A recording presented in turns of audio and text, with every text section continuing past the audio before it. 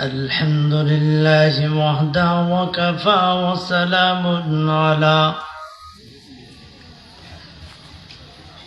وسلام على عباده الذين اصطفى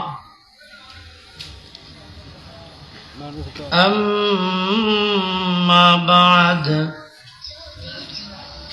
فأعوذ بالله من الشيطان الرجيم بسم الله الرحمن الرحيم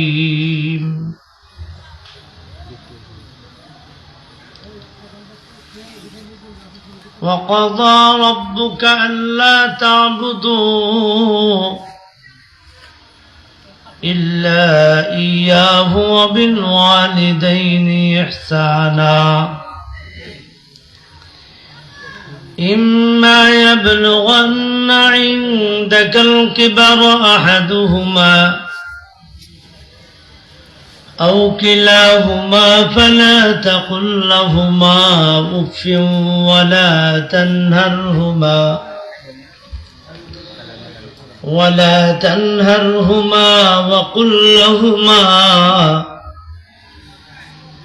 وقل لهما قولا كريما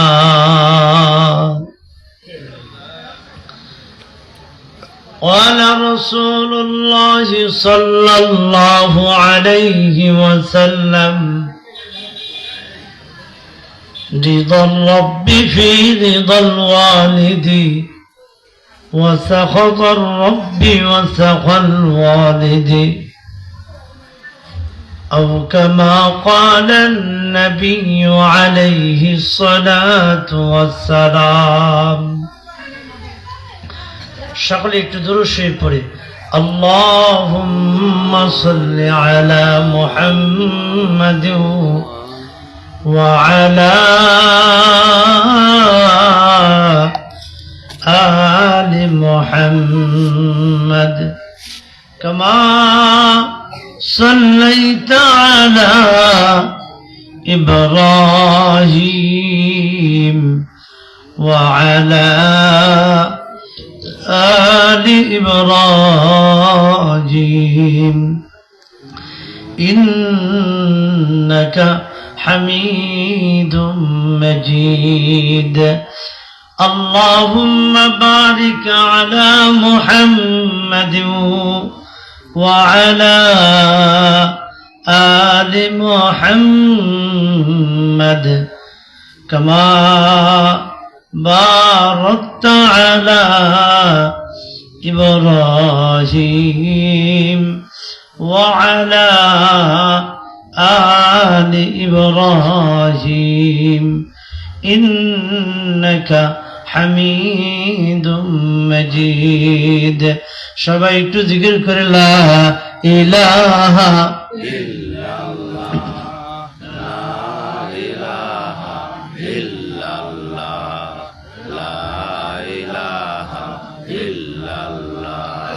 لا إله إلا الله لا إله إلا الله لا إله إلا الله জোরে আওয়াজ করে সবাই একসঙ্গে লা ইলাহা ইল্লাল্লাহ মাশাআল্লাহ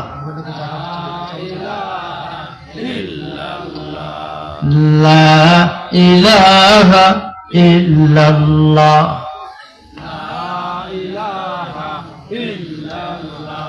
لا إله إلا الله محمد رسول الله সবাই বলি সাল্লাল্লাহু আলাইহি ওয়াসাল্লাম আলোচনার পূর্বে আমি আপনাদের কাছে জানতে চাই এই জায়গায় যারা আসছে আমি আপনাদেরকে একটু কষ্ট দেই সকলে দিল থেকে অন্তর থেকে মুসলমান হয়ে থাকলে সত্য কথা বলবেন জান্নাতে যেতে চাই কারা কারা দুটো হাত তুলে দেখেন মা বোনেরা হাত উঠান। জান্নাতে যারা যেতে চান হাত উঠান। মা বোনেরা হাত উঠাইছেন তো? আল্লাহ দেখতেছে, হয়তো আমি দেখতেছি না। সকলেই জান্নাতে যেতে চান? সবাই বলেন, আওয়াজ করে বলেন, সবাই সবাই জান্নাতে যেতে চাই। হাত নামান, আল্লাহ কবুল করেন। আর জোরে কোন আমিন, আর জোরে কোন আমিন। মুসলমান সত্য কথা বলে না মিথ্যা কথা বলে? সত্য কথা বলে। আওয়াজ করে বলেন, সত্য কথা বলে। মুনাফিক মিথ্যা কথা বলে, ঠিক না ঠিক? মিথ্যা কথা কে বলে? মুনাফিক। মুনাফিক। আমরা এই জায়গায় আসছি ইমানদার না বেঈমান? ইমানদার। মুনাফিক না ইমানদার? আর জোরে কোন? ইমানদার। বৃক্ষ তোমার নাম কি? ফলে পরিচয়। বৃক্ষ তোমার নাম কি? ফলে পরিচয়। আমার মা বোনেরা, আপনারাও যারা আসছেন, আমি আশাবাদী আপনারা ইমানদার, ঠিক না ঠিক? আমরা সবাই হাত উঠাইছি, জান্নাতে যেতে চাই। কথা কোন ঠিক না ঠিক? আমি আপনাদের কাছে একটা প্রশ্ন রাখি। দুনিয়াতে যেমন মামলা মোকদ্দমা হয়, কোর্ট কাছারি হয়, আসামিকে কাঠগড়ায় দাঁড় করানো হয়, জজ ব্যারিস্টারের সামনে সাক্ষী নেওয়া হয়, সাক্ষী যার পক্ষে বেশি যায় তার পক্ষে জজ রায় দেয়, না যার পক্ষে সাক্ষী কম তার পক্ষে রায় দেয়? কথা কোন, আওয়াজ করে কোন? যার পক্ষে সাক্ষী বেশি তার পক্ষেই রায় দেয়। কথা কোন ঠিক না ঠিক? হাসর ময়দানেও মামলা করা হবে, প্রত্যেকটা মামলা বান্দার নামে মামলা হবে। বান্দার পক্ষে আসমান সাক্ষী দিবে, জমিন সাক্ষী দিবে, গাছ সাক্ষী দিবে। আজকে যে হেঁটে হেঁটে এই ময়দানে এসেছেন, আখেরি মোনাজাত দিয়ে যারা যাবেন, গাছ ডেকে ডেকে বলবে, জমিন ডেকে ডেকে বলবে, আল্লাহ রাত তোমার এই বান্দা ওয়াদের ময়দানে এসেছিল, শয়তানের ধোঁকায় পড়ে যায় নাই, আখেরি মোনাজাত দিয়ে এখান থেকে বিদায় হচ্ছে। আল্লাহ তুমি তোমার বান্দার জিন্দেগির গুনাহগুলো মাফ করে দাও। সুবহানাল্লাহ। জমিনের দোয়া, আসমানের দোয়া, গাছের দোয়া, তারকার দোয়া, চন্দ্র সূর্য যাহা কিছু আল্লাহ সৃষ্টি করছেন, এই সব কিছুর দোয়া নিয়ে বাড়িতে যেতে চাই। কারা কারা দুটো হাত তুলে দেখায়? দুইটা হাত তুলেন। ইমানদার হইলে হাত তুলেন, আর নাহলে হাত নামায় ফেলেন। আল্লাহ কবুল করেন, হাত নামান। তো যেই কথা বলতেছিলাম, হাসর ময়দানও সাক্ষী নেওয়া হবে। হাসর ময়দানও বান্দার পক্ষে কি দিবে? সাক্ষী দিবে। রায় যার পক্ষেই যাবে, সাক্ষী বেশি তার পক্ষেই কি যাবে? রায় যাবে। দুনিয়াতে যেমন যার পক্ষে সাক্ষী বেশি পাওয়া যায়, হাসর ময়দানেও সাক্ষী বেশি পাওয়া গেলে তার পক্ষেই ফয়সালা দেওয়া হবে। আমি আরেকবার একটু কষ্ট দিতে চাই, মা বোনেরা সহ আমার মুসলমান ভাইয়েরা সবাই হাত বাড়ায় বলবেন, হাসর ময়দানে আপনার আমার পক্ষে সাক্ষী বেশি চাই কারা কারা? সাক্ষী বেশি চাই কারা কারা? মা বোনেরা হাত বাড়ান। সাক্ষী হাসর ময়দানে জান্নাতে যাওয়ার জন্য সবাই চাইতো। আল্লাহ কবুল করেন, হাত নামান। আপনারাই বলেছেন ইমানদার সত্য কথা বলে, মুনাফিক মিথ্যা কথা বলে।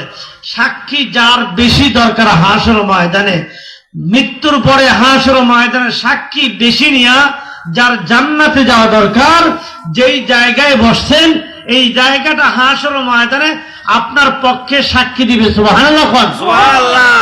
আল্লাহু আকবার। যদি লইরা আরেকটা জায়গায় বসেন, সাক্ষী বাড়বে না কমবে? বাড়বে। কথা কয় না? বাড়বে। সবাই খন বাড়বে, পিছনের বেরা খন বাড়বো। সামনে আগায় বসলে, আরেক জায়গায় বসলে সাক্ষী কয়টা হবে?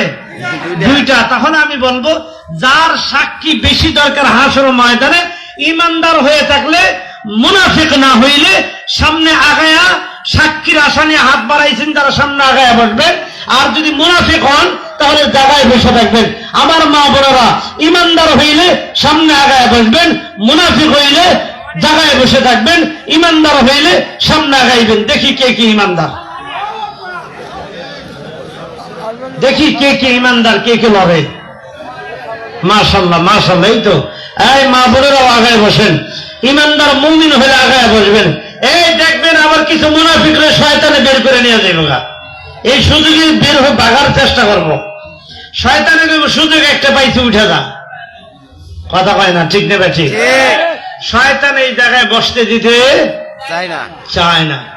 মাশাআল্লাহ। এই তো আলহামদুলিল্লাহ। ভাই পিছনের ভাইরা একটু আগায় বসেন, আল্লাহ কবুল করে দেবে। একটু আগায় বসেন, মেহরবানি করে একটু আগায় বসেন। সুন্দর হবে। ইমানের পরিচয় দিয়ে একটু আগান, আগান, আগান। মাশাআল্লাহ, আলহামদুলিল্লাহ। মা বোনেরা আগাচ্ছে তো, মা বোনদের তো আর দেখা যায় না, বিশ্বাসের উপরে বিশ্বাস করতেছি। আল্লাহ জানে, আল্লাহ আমার কোন মা বোন আগায় বসে আরে তুমি জান্নাতে আগে জায়গায় দাও, আমিন কোন। আর যে লড়ে নাই আর ওই জায়গায় বসে রেখো, মুরব্বী এসে দিতে। আল্লাহ সবাইকে কবুল করে, সবাই কেন আমিন, আর যেরকম না আমিন। আসলে দুনিয়াতে মানুষ শান্তি চায়, শান্তি আছে, কথা কয় না। দুনিয়াতে শান্তি আছে না, শান্তি চায়, শান্তি পায় না, কথা কয় না। শান্তি চায়, শান্তি পায় না। শান্তি পাইব কেমনে? ফরমালিন দিয়া দুনিয়াটাই পুরো ভরপুর হয়ে গেছে, ঠিক না? ঠিক। ফরমালিন ঢুকছে ঢুকছে, এখন মানুষের ভিতরে ফরমালিন ঢুকছে, এমন জায়গায় ঢুকছে ইমানের ভিতরে ফরমালিন ঢুকছে, ঠিক না? ঠিক। মানুষের জীবনটাই বরবাদ হয়ে যাচ্ছে। যাই হোক, আমি লম্বা আলোচনা করব না। এই ওয়াজের ময়দান আসার দ্বারা দিল পরিবর্তন হয়, অন্তর পরিবর্তন হয়, ঠিক না? ঠিক।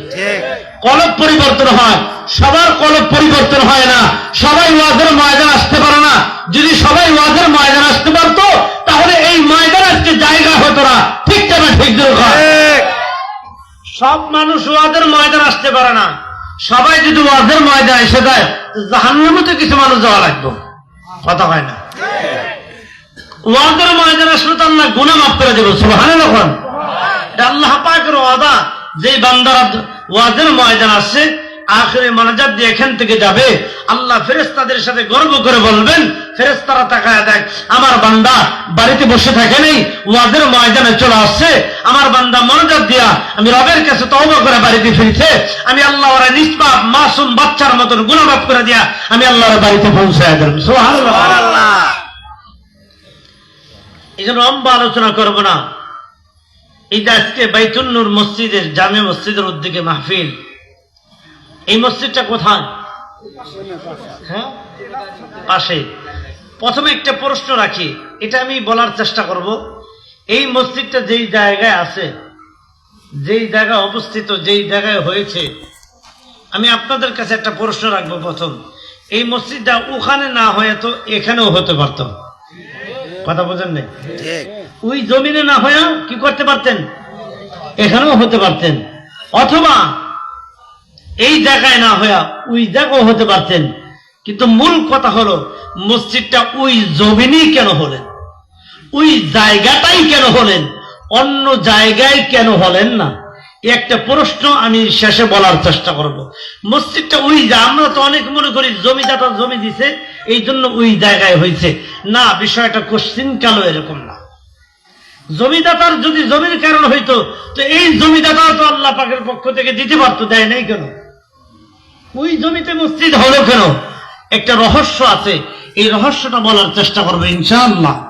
আর সর্বপ্রথম আমাকে বলা হয়েছে, আসলে আমাকে যে বিষয়টাকে একটু কথা বলার জন্য বলা হয়েছে, আসলে এই বিষয়টা কথা বললে আমি বলতে পারি না, অনেক সময় আমি কথা বলতে পারি না।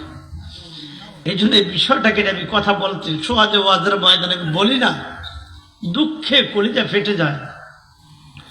একটা কথা বলে রেখেন, আপনি যত বড় আলেম হন, মুফতি, মুহাদ্দিস, পীর, ওলি আল্লাহ যত বড়, এমনকি মক্কা মদিনার ইমামও যদি হন, একটা কাজ না করা পর্যন্ত আপনি জান্নাতে যেতে পারবেন না। কয়টা কাজ? একটা কাজ যদি, বিশেষ করে হাদিসে পাকে দুইটা কাজের কথা উল্লেখ করা হয়েছে। প্রথম নম্বর হলো শিরিক, মানুষ শিরিক করলে জান্নাতে যেতে পারবে না। দুই নম্বর যে বিষয়টা, এই কাজটা যতক্ষণ পর্যন্ত মানুষ না করবে, সে চাই মক্কা মদিনার ইমাম হোক, সে জান্নাতে যেতে পারবে না। তাহলে এত বড় কথা, মক্কা মদিনার ইমাম হলো জান্নাতে যাওয়া সম্ভব না, এমন কি কাজ সেটা জানা দরকার আছে না নাই? সবাই বলেন, জানা দরকার আছে না নাই? আছে। আমার ভাইয়েরা, কেউ যদি ওলি হতে চায়, একটা কাজই তার জন্য যথেষ্ট। কেউ যদি ওলি হতে চায়, একটা কাজের জন্য তার জন্য যথেষ্ট।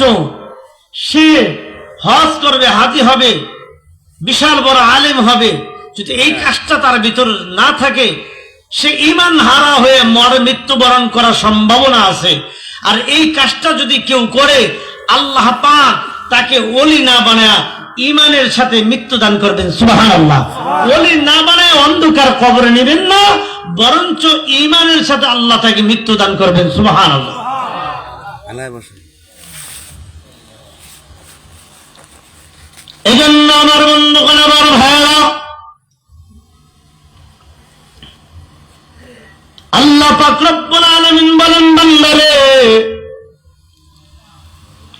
আমি আল্লাহ পাক রব্বুল আলামিন যেখানেই বলেছি আমি রবের ইবাদত করো, আমি রবের গোলামি করো, এরপরেই এই কথাটার হুকুম আমি আল্লাহ দিয়েছি।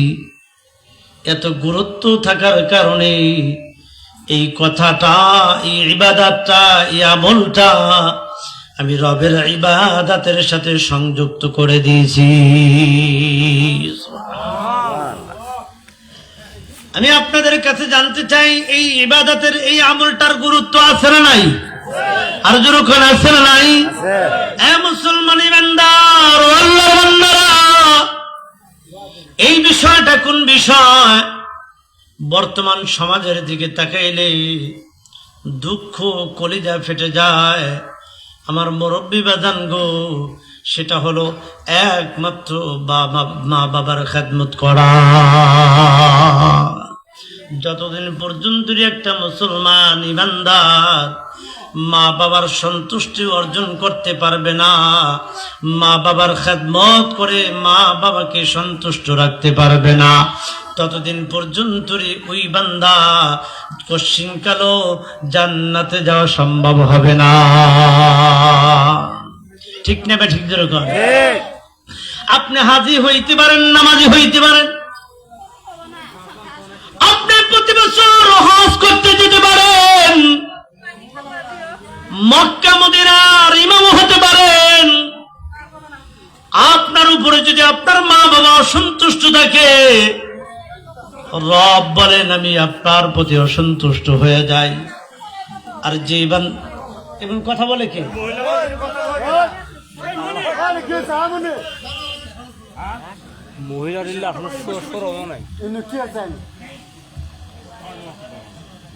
আমার বন্ধুগণ, আমার ভাইরা, রব বলেন বান্দা, রাসূলুল্লাহ সাল্লাল্লাহু আলাইহি সাল্লাম বলেন, রিদার রাব্বি ফি রিদাল ওয়ালিদি ওয়া সাখাতার রাব্বি ওয়া সাখাতাল ওয়ালিদি। নবীজি বলেন, যে বান্দার উপরে তার মা বাবা সন্তুষ্ট হয়ে যায়, রব আমার রব আল্লাহ বলেন ওই মা বাবার সন্তুষ্ট দেখা ওই বান্দার উপরে আমি রব সন্তুষ্ট হয়ে যাই। যে সন্তানের উপর মা বাবা অসন্তুষ্ট থাকে, ওই সন্তানের উপর আমি রব অসন্তুষ্ট হয়ে যাই। এই জন্য নবীজি আরেক হাদিসে বলেন, ইন্নাল্লাহা হাররামা আলাইকুম উকুকুল উম্মাহাত। রাসূলুল্লাহ সাল্লাল্লাহু আলাইহি সাল্লাম বলেন, উম্মত রে, আমার প্রত্যেকটা উম্মতের উপর হারাম মা বাবার সাথে অসৎ আচরণ করা। আমার বন্ধুগণ, আমার ভাইয়েরা, বালকেরা বুঝছেন, আল্লাহ পাক রব্বুল আলামিন বলেন, ওয়াকাদা রাব্বুকা আল্লা তা'বুদু, এ বান্দারা আমি রবের ইবাদত করো, ইল্লা ইয়াহু ওয়া বিল ওয়ালিদাইনি ইহসানা,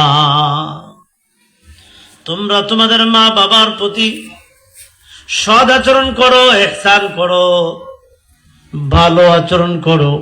কেমন ভালো আচরণ করবা? وقضى ربك ألا تعبدوا إلا إياه وبالوالدين إحسانا إما يبلغن عندك الكبر أحدهما أو كلاهما فلا تقل لهما أف ولا تنهرهما وقل لهما قولا كريما। আল্লাহ তাআলা বলেন, বান্দারে তুমি তোমার মা বাবার সাথে এমন আচরণ করবা যেন তুমি তোমার মা বাবার আচরণের কারণে কখনো উ শব্দ ব্যবহার করবা না। তোমার আচরণের দ্বারাও যেন তোমার মা বাবা কখনো উফ শব্দটা ব্যবহার না করে এমন ভাবে তোমার আচরণ করবা। আমি রব তোমাকে হুকুম করে দিলাম, বান্দা কখনো তোমার আচরণের দ্বারা তোমার মা বাবা যেন কষ্ট না পায়। কিন্তু বর্তমান সমাজে তাকায় দেখেন, কত ঘরের ভিতরে বাবা সন্তানের হাতে লাঞ্ছিত হচ্ছে, মা সন্তানের হাতে মার খাচ্ছে। বর্তমান দুনিয়ার জমিনে আছে না? আমার বন্ধুগণ, আমার ভাইয়েরা, একটু ধৈর্য ধারণ করে বসেন। মা বাবার বয়ান আমি আগেই বলছি আমি করতে চাই না। আর দেখবেন যারা মা ভক্ত বাবা ভক্ত এদের কাছে মা বাবার বয়ান ভালো লাগে, আর যারা মা ভক্ত না বাবা ভক্ত না তাদের কাছে মা বাবার বয়ান ভালো লাগে না। ঠিক না ভাই? ঠিক ধরে কর। যারা মা ভক্ত বাবা ভক্ত ওদের ময়দান থেকে যেতে চায় না,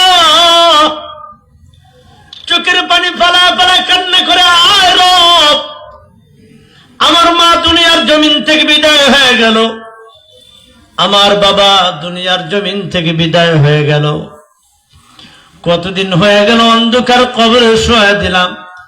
আমি সন্তান তো খাটের ভিতরে ঘুমাই, জাজিমের ভিতরে ঘুমাই, তোষকের ভিতরে ঘুমাই। মার কথাটা মনে পড়ে, বাবার কথাটা মনে পড়ে। ও আল্লাহর গোলাম, কত সন্তান আছে যখন 2 রাকাত নামাজ পড়ে, শুধু তাই নয় যে ওয়াজের ময়দান আছেন, মা বাবার কথা মনে করে করে কত সন্তান চোখের পানি ছেড়ে দিয়ে মার জন্য বাবার জন্য দোয়া করবে। নবীজি বলেন, যে সন্তান মার জন্য বাবার জন্য চোখের পানি ছেড়ে দোয়া করতে দেরি হয়, সন্তানের দোয়ার বিনিময় ওই মা বাবার কবর আযাবকে মাফ করতে দেরি হয় না। এজন্য আমার বন্ধুগণ, আমার ভাই গো, কত যুবক আজকে মার কদর না বোঝার কারণে মাকে কষ্ট দেয়, বাবাকে না বোঝার কারণে বাবাকে কষ্ট দেয়। যুবক রে, একটা কথা মনে রাখিস, তোর মা যেদিন হারা যাবে, মাকে যখন অন্ধকার কবরে শোয়া দিবি, একবার না 1000 বার ডাকবি, এই জনম দুঃখিনী মা আর কোনদিন সাড়া দিবে না। লক্ষ লক্ষ টাকার মালিক হতে পারবে না যুবক, মা যেদিন হারা যাবে। আজকে মা আছে চাইলে একটা কমলা কিনে খাওয়াইতে পারো, বাবা আছে একটা কমলা কিনে খাওয়াইতে পারো, কিন্তু খাওয়াও না। যেদিন তোমার মা হারা যাবে 1000 বার চেষ্টা করবা, মাকে চাইলেও একটা কমলা কিনা খাওয়াইতে পারবা না। এ যুবক, তুমি কি চিন্তা করছো নি তোমার মা তোমাকে কত কষ্ট করে গর্ভে ধারণ করেছে? রাসূলুল্লাহ সাল্লাল্লাহু আলাইহি সাল্লাম বলেন, একটা মা এত কষ্ট করে দুনিয়ার জমিনে একটা সন্তানকে আনে। এ যুবক, ভালো করে কানটা লাগায় শোনো। তোমার মায়ের গর্ভে তুমি যখন আসলা, তোমার মা খুব সন্তুষ্ট, খুব খুশি। সংক্ষিপ্ত আকারে বলি, যখন তোমার মার ডেলিভারির সময় হয়ে গেছে, এ যুবক, তুমি তোমার মায়ের কত কষ্ট দিয়ে দুনিয়ার জমিনে আসছো। যুবক রে, তোমারে বুঝাইলেও বুঝতে পারবা না, তারপরে একটু চেষ্টা করি যুবক। বিশেষ করে মা বোনেরা বুঝবে, যখন ডেলিভারির সময় হয়ে যায়, সন্তান প্রসবের ব্যথা উঠে যায়, জনম দুঃখিনী মা জীবনের মায়া ত্যাগ করিয়া আশেপাশের মহিলাদের কাছ থেকে দোয়া নেয়, বোন রে, আজকে আমার এমন একটা সময় তোমাদের সাথে চলাফেরা করেছি, না জানি মৃত্যু দুয়ারে আমি পৌঁছে যাই, সন্তান ডেলিভারি করতে যাই। এই বোন, তোর হাত 2টা ধরলাম, আমার মাফ করে দিস। কত বোন, কত মা আশেপাশের মহিলাদের কাছ থেকে বিদায় নিয়ে হসপিটালে যায়, আবার ফিরে আসলে দেখা হবে। আরে কত মা, কত বোন সন্তান ডেলিভারি করতে যাইয়া দুনিয়ার জমিন থেকে বিদায় হয়ে যায়। এ সন্তান ডেলিভারি কষ্ট একটা নমুনাই তোরে বোঝাই। ডেলিভারির যন্ত্রণা, ব্যথা, এত কষ্ট যদি কোনো মা জানতো, জীবনে কোনোদিন বিবাহ বসতো না। সন্তান রাসূলুল্লাহ সাল্লাল্লাহু আলাইহি সাল্লাম বলেন, সন্তান যখন প্রসব করার সময় হয়ে যায়, আল্লাহ পাকের পক্ষ থেকে দুইজন ফেরেশতা এসে মায়ের গর্ভের ভিতরে সন্তানকে ডেকে বলে, হে আল্লাহর বান্দা, এই দুনিয়ার জমিন থেকে তোমাকে বের হয়ে চলে যেতে হবে আরেক দুনিয়ার জমিনে। পেটের সন্তান তখন ফেরেশতাকে প্রশ্ন করে বলে, ফেরেশতারা, এই দুনিয়ায় তো কত সুন্দর, কত ভালো আছি, আরেক দুনিয়ায় যেতে হবে, এটা আবার কোন দুনিয়ায়? ওই দুনিয়া আমরা যেতে চাই না। ফেরেশতারা জবাব দিয়ে বলে, এই আল্লাহর বান্দা, ওই দুনিয়া এমন দুনিয়া, যেই দুনিয়া একটা কাঁঠাল, একটা ফল, এই দুনিয়ার চাইতে বড়, ঠিক না ঠিক? মায়ের গর্ভের চাইতে একটা বর্তমানে বড় বড় কাঁঠালও বড়, ঠিক না ঠিক? ফেরেশতারা ডেকে বলে, আল্লাহর গোলাম, এমন দুনিয়ায় যাইবা যেই দুনিয়ার একটা ফল এই দুনিয়ার চাইতে অনেক বড়। তখন আল্লাহর বান্দা, তখন মায়ের পেটের সন্তান ডেকে বলে, না না, ওই দুনিয়ার জমিনে আমি যেতে চাই না। ফেরেশতারা বলেন, আল্লাহর বান্দা আসতে চায় না। আল্লাহর বান্দাকে না আসতে চাওয়ার কারণে ফেরেশতারা যখন ধাক্কা দিয়ে বের করে দেয়, মায়ের গর্ভের থেকে যখন ধাক্কা দিয়ে বের করে দেয়, যখন ধাক্কাটা দেয় ডেলিভারির মুহূর্তে, মার করে দেয়, আল্লাহর গোলাম, ধাক্কাটা দেওয়ার কারণে পা দুইটা আল্লাহ রাজিয়া এমন জোরে একটা লাথি মারা থাকার জন্য রাসূলুল্লাহ সাল্লাল্লাহু আলাইহি সাল্লাম বলেন, ওই একটা লাথির কারণে মার কলিজার গোড়ায় যে লাথিটা লাগে, আর লাথিটা লাগার কারণে সাথে সাথে মার কলিজাটা 2 ইঞ্চি পরিমাণ উপরে উঠে যায়। এমন উপরে উঠে যায়, মার কলিজাটা টুকরা টুকরা ছিন্ন বিচ্ছিন্ন হয়ে যায়। এত কষ্টের পরও যখন দুনিয়ার জমিনে সন্তান আসে, আসার পরে মায়ের কোলে এই ডেলিভারির সময়, কষ্টের সময় কত মার জীবন চলে যায়। আর যারা বেঁচে থাকে তাদের হাতের ভিতরে যখন সন্তানকে দেওয়া হয়, সন্তানের চেহারার দিকে তাকায়া জনম দুঃখিনী মা ডেলিভারির যন্ত্রণা ভুলে যায়। এ যুবক, নওজোয়ান যুবক, মা তোরা তোমায় করলো রে, এত ভালোবেসে এত কষ্ট করে দুনিয়ার জমিন আনলো, তোর মায়ের জন্য তুই কি করলি? এ যুবক, তোর কারণে যদি তোর মায়ের চোখের পানি দুনিয়ার জমিনে ঝরে, তোর কারণে যদি তোর বাবার চোখের পানি দুনিয়ার জমিনে ঝরে রে,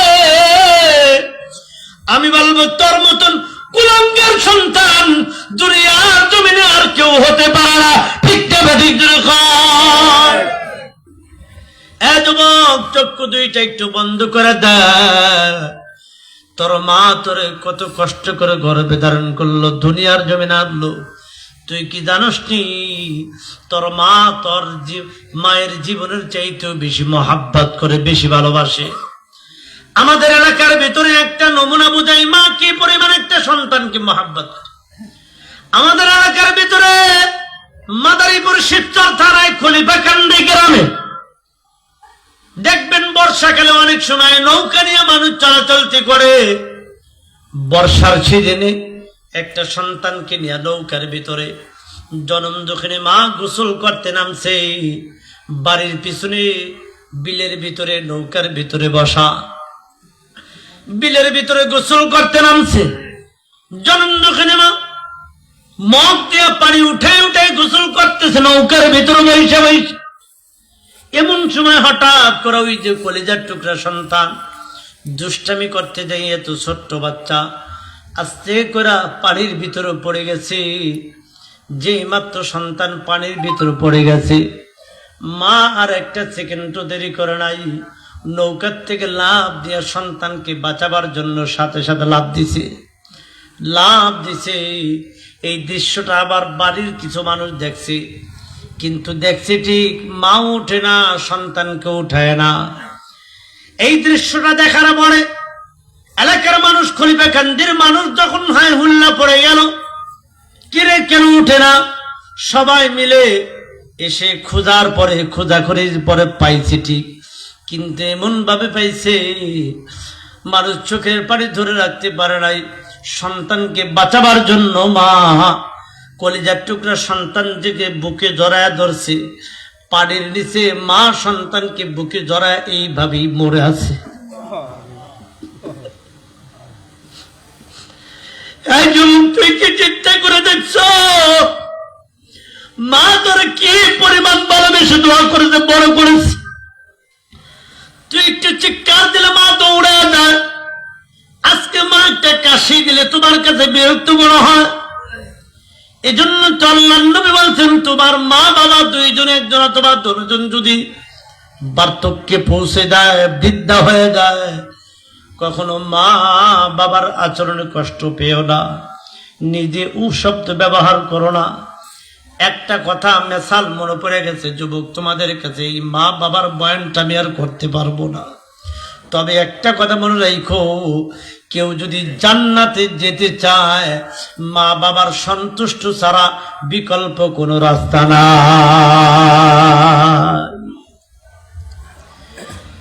যুবক বন্ধুগণ আমার, মা হারায় গেলে মা পাবে না,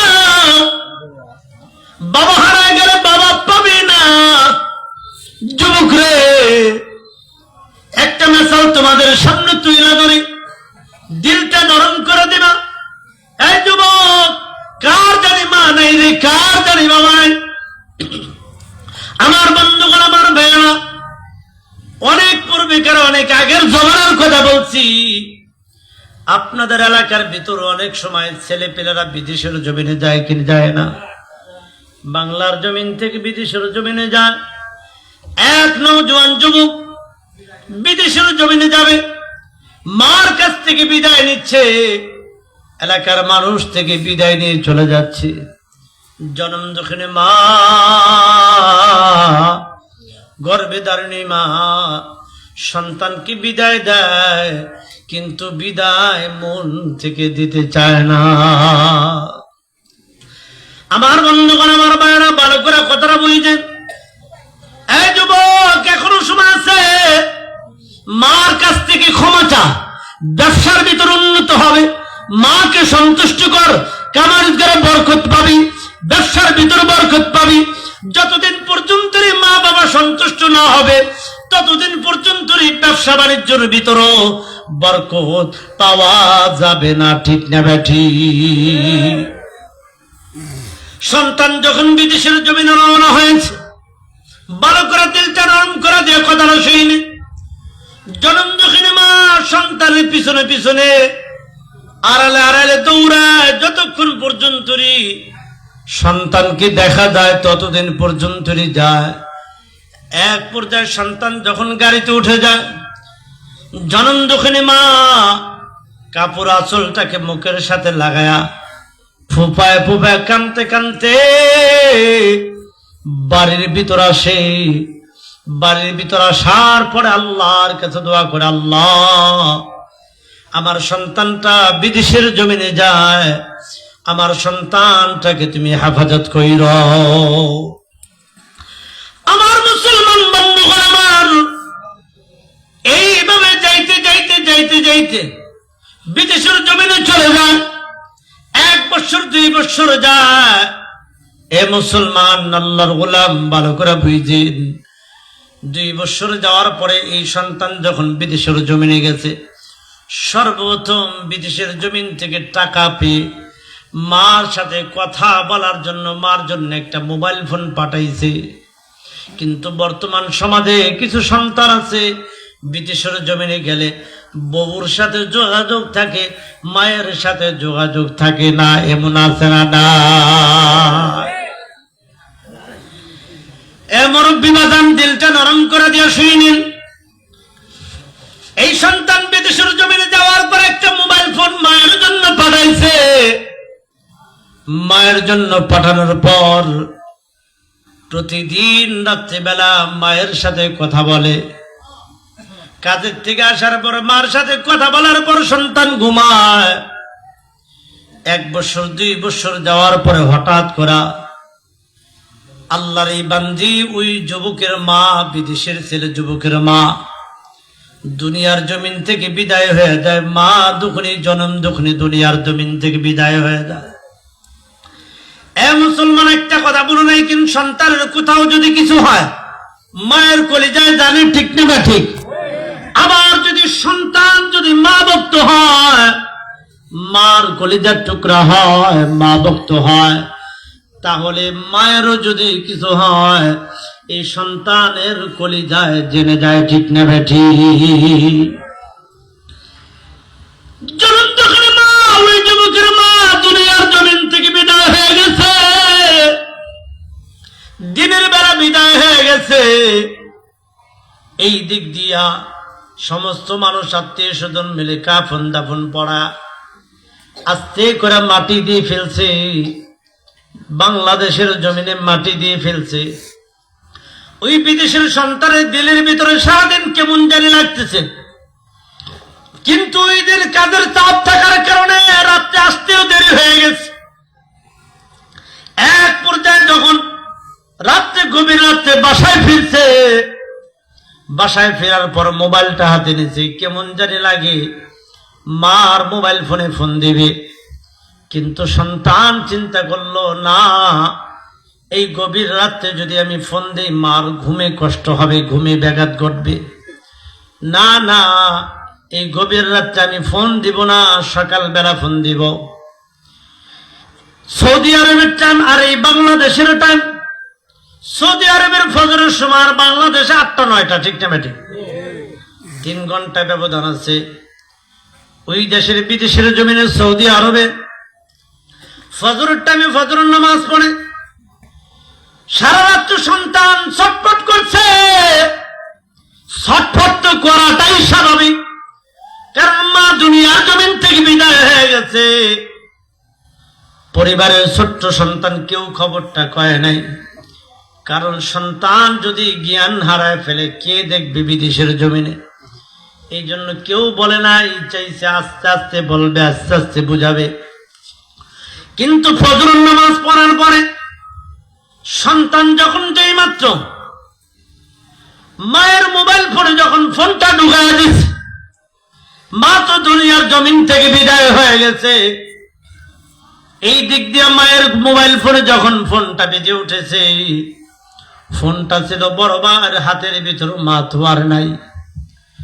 বড় ভাই তাকায়া দেখে বিদেশের জমিন থেকে ছোট্ট ভাই ফোনটা দিয়েছে।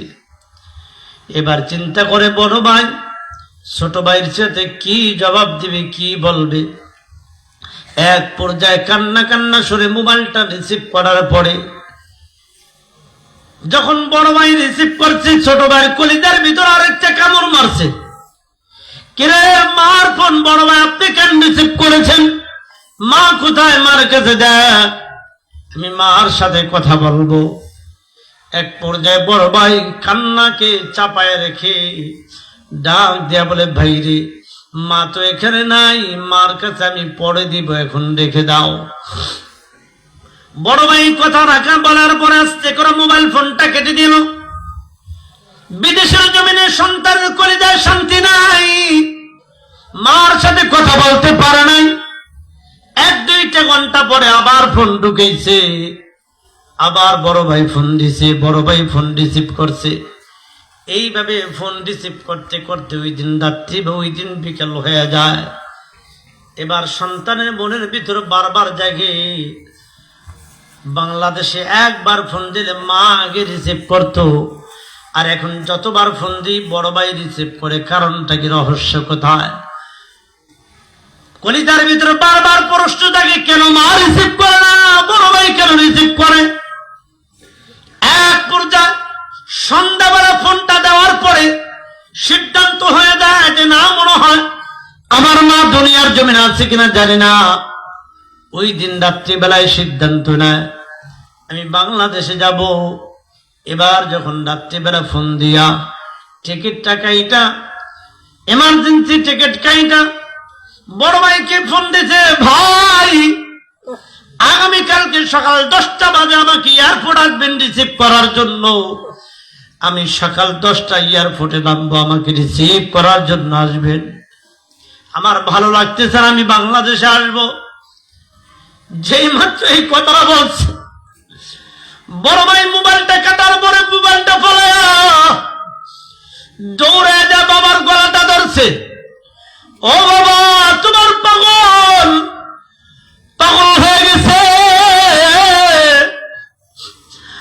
আর মায়ের খবর গোপন করার সুযোগ নাই, আর গোপন করার সুযোগ নাই। আগামীকালকে আপনার সন্তান সকাল 10টায় এয়ারপোর্টে নামবে, রিসিভ করার জন্য যেতে বলেছে। এক পর্যায়ে পরের দিন সকালবেলা বড় ভাই আর বাবা দুইজনে মিলে এয়ারপোর্টে হাজির। সকাল 10টা বাজে সন্তান বিমান থেকে নামছে, বের হচ্ছে। বাবা তো মাথায় ছিল রুমাল, যখন ছোট্ট সন্তান সামনে আসছে, বাবা তো জানে তার মা হারায় গেছে। যখন সন্তানকে দেখার পরে বাবা রুমালটা মুখের ভেতর কামড় দিয়া 2 ফোঁটা চোখের পানি ছেড়ে দিয়ে ফোবায় ফোবায় কান্দে। সন্তান বাবার সামনে এসে বলে, বাবা কেন কান্দেন? এতদিন পরে আমি আসছি, এই জন্য আমার দেখা কাঁদতেছেন। বাবা কিচ্ছু বলতে পারে না, না না তোর মা নাই এই জন্য কান্না করতেছে, এই কথা বলতে পারে না। এক পর্যায়ে যখন মাইকের ভেতর উঠে, মাইকের ভেতর ওঠার পরে মাইকের ভেতর ওঠার পর মাইকো বাজে ওঠার পরে বাবাকে সামনের সিটে বসাইছে, বড় ভাই আর ছোট ভাই মাঝখানে সিটে বসছে। এ আল্লাহর গোলাম, এবার দেখবেন বিদেশ থেকে যারা আসে, বিদেশ থেকে আসার সময় তারা দেখবেন আলাদা ছোট্ট একটা ব্যাগ সাইডে অনেকের থাকে কিনা থাকে না, ছোট্ট একটা ব্যাগ সাথে থাকে। মাঝখানে সিটে বসার পরে বাবার সামনের সিটে বসা, এই ব্যাগ থেকে চেনটা টান দেয়া ভিতরে ব্যাগের ভিতর থেকে একটা চেন বের করছে, স্বর্ণের একটা চেন, অনেক ওজন হলো একটা চেন বের করছে। চেনটা বের কইরা এইভাবে সামনের সিটে বাবার সামনে দিছে। বাবার সামনে দিয়া বলে, বাবা ও বাবা টাকা দেখেন, এই চেনটা আমি মার জন্য আছি, আমি নিজের হাতে মার গলায় পড়া দিব। বলেন না বাবা, মার গলায় চেনটা কেমন দেখাবে? এই কথা বলা মাত্রই বাবার হাউমাউ করে কান্দে, কিচ্ছু বলতে পারে না। এক পর্যায়ে এক কদম বলতে বলতে বলতে বলতে বাড়ি পর্যন্ত যায়। যখন বাড়ির সামনে যায় মাইকোটা থামায় দেয়, মাইকোটা থামায় দেওয়ার পরে আশেপাশের মহিলা দৌড়ে আসে, সমস্ত মানুষগুলো দৌড়ে আসে, মাহারা সন্তান বিদেশের জমিন থেকে আসছে, আয় তোরা সবাই আয়, দৌড়ায়। এই কথা বলার পরে সবাই আসে। সন্তান মাইকো থেকে নামার পরে আশেপাশের মহিলাদেরকে দেখে, চাচিদেরকে দেখে, দাদিদেরকে দেখে, কতজনকে দেখে, ডাইনি বামে তাকায়, সামনে তাকায়, জনম দুঃখিনী মাকে দেখে না। এক পর্যায়ে মাকে ডাক দিয়ে বাবাকে ডাক দিয়ে বলে, বাবা আশেপাশের কত মহিলাদেরকে দেখা যায়, আমার মাকে দেখি না, মা কোথায়, মা কোথায়? বাবা এবার রুমালটা ছড়ায় ডাক দিয়ে বলে, এ সন্তান তোর কাছে বলা হয় নাই, তোর মা ওই যে অন্ধকার কবরে ঘুমায় রয়েছে। সন্তানকে এই কথা বলার পরে সন্তান একটা দৌড় দেয়া কবরের ভিতরে যায়, কবরের উপরে যায়, লাফ দিয়ে পড়ছে। মা বলে রাখতেছে, মা এই যে স্বর্ণের চেন আনলাম, মা আজকে তুমি নাই, এই স্বর্ণের চেনটা আমি কার গলায় পড়া দিব? আপনি আপনাদের কাছে জানতে চাই, এই সন্তান একটা না যদি লক্ষ কোটি কোটি চেন আনে, হাজারো বার চেষ্টা করে যদি এই সন্তান কি মার গলায় কোনোদিন পরাইতে পারবেনি? এ যুবক, তোর পায়ে ধরে বইলা যাই, মা হারায় গেলে মা পাবি না। জানি না কার মা দুনিয়ার জমিন থেকে বিদায় হয়ে গেছে, কার জানি বাবা দুনিয়ার জমিন থেকে বিদায় হয়ে গেছে। এ যুবক, জানি না বেঁচে থাকলে হয়তো মায়ের কদম ধইরা মায়ের পা ধরে ক্ষমা চাইতে পারতি। আজকে মা নাই দুনিয়ার জমিনে। তবে যুবক, রাসূলুল্লাহর হাদিস থেকে একটা কথা তোমাদেরকে বলি, যার মা নেই তার বাবা নেই, তাদের জন্য একটা দরজা খোলা আছে। রাসূলুল্লাহ সাল্লাল্লাহু আলাইহি সাল্লাম বলেন, জুমার দিন কোন বান্দা কোন সন্তান যদি জুমার নামাজের পরে মা বাবার কবরের পাশে যায়, যদি জুমার দিন সন্তান দোয়া করে, কবরের পাশে যাইয়া দোয়া করতে দেরি হয়, দোয়ার বিনিময়ে মা বাবার কবর পাশে যায়, দোয়ার বিনিময়ে যে সন্তান দোয়া করে, এই দোয়ার বরকতে আল্লাহ তাআলা ওই মা বাবার কবরে যাত মাফ করে, সাথে সাথে ওই সন্তানের জিন্দেগীর গুনাহ আল্লাহ মাফ করে দেয়। সুবহানাল্লাহ। এজন্য আমার বন্ধুগণ, আমার ভাইয়েরা, কার জানি মা বাবা বেঁচে আছে, কার কার দেখি আছে, কার কার? আল্লাহু আকবার, আল্লাহু আকবার, আলহামদুলিল্লাহ। আল্লাহ তাদের নিয়ামত আছে, হাত নামান। নাই কাদের একটু হাত বাড়ান তো দেখি। আল্লাহ, বেশি সংখ্যক মানুষের মা বাবা নাই, হাত নামান। আপনাদের কাছে একটা নসিহত আমি রেখে যাই, জুমার দিন অন্ততপক্ষে একবার হলো, জুমার দিন মাসে একদিন হলো, বছর একদিন হলো, জুমার দিন জুমার নামাজের পরে কবরস্থানে যায়, মার কবরের পাশে বাবার কবরের পাশে যাইয়ে একটু দোয়া করা যাবে তো ইনশাআল্লাহ। দোয়ার বিনিময়ে আপনার জিন্দেগীর গুনাহগুলো আল্লাহকে মাফ করবে, সুবহানাল্লাহ। আপনার দোয়ার বিনিময়ে মা বাবার কবরের পাশে যায় দোয়া করবেন আপনি, আপনার দোয়ার বিনিময়ে আপনার গুনাহ আগে আল্লাহ মাফ করে দেয়, সুবহানাল্লাহ। তারপরে মা বাবার কবর আযাব মাফ, সুবহানাল্লাহ। একটা কথা মনে রাখেন, আপনি যদি আপনার মায়ের কবরের পাশে যাইয়া, আপনি যদি আপনার বাবার কবরের পাশে যাইয়া, এই যাত্রী যারা বসে আছেন আখির মনোজাত দিয়ে যাবেন মা বাবার জন্য, আপনার সন্তান ওয়াজের ময়দানে যাইয়া আপনার জন্য দোয়া করে তারপরে যাবে, ঠিক না ঠিক? আপনি যদি চলে যান, ইনশাআল্লাহ বলতে পারি আল্লাহর উপর ভরসা করে আপনার সন্তানও চলে যাবে, আপনার জন্য দোয়া করবে না, ঠিক না ঠিক? আমার বন্ধুগণ, আমার ভাইয়েরা, আল্লাহ তাআলা আমাদের বুঝার তৌফিক দেন, আমিন কোন সবাই।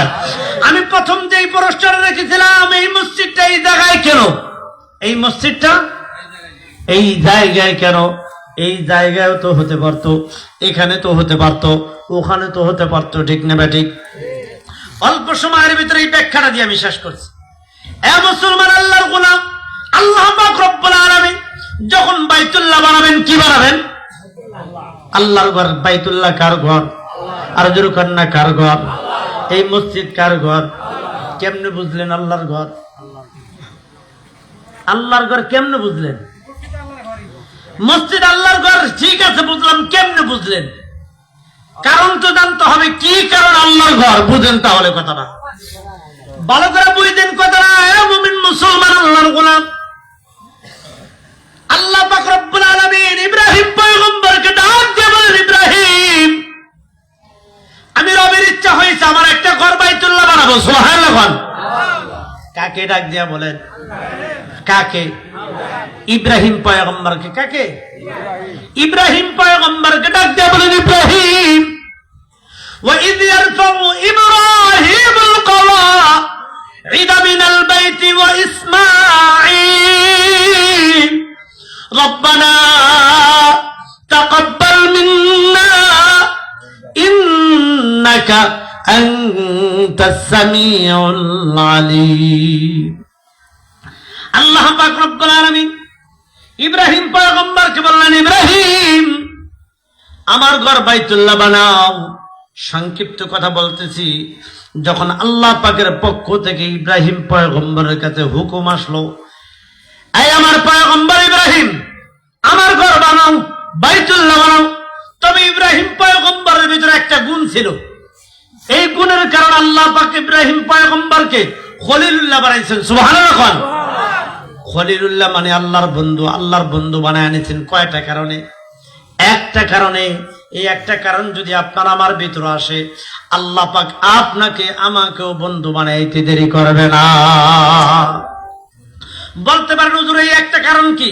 আল্লাহ তাআলা এই কথাটি কোরআনে উল্লেখ করেছেন, ইল ক্বালা লাহু রাব্বুহু আসলিম ক্বালা আসলামতু লিরাব্বিল আলামিন।